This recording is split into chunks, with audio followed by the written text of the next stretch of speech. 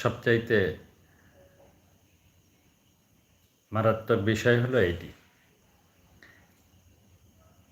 খুব গুরুত্বপূর্ণ এটি। ইরান সরাসরি বড় শক্তির সাথে যুদ্ধ করছে, অসম যুদ্ধ। কৌশলে ড্রোন ঝড় যুক্ত করেছে, ড্রোনের ঝড়। শত শত সস্তার ড্রোন একসাথে পাঠানো, প্রতিরক্ষা ব্যবস্থা ক্লান্ত করে দেওয়া, এটাই হলো কৌশল। একটি প্যাট্রিয়ট ইন্টারসেপ্টর $3 থেকে $4 মিলিয়ন ব্যয় হয়, কিন্তু একটি ইরানি ড্রোন $20 থেকে $50,000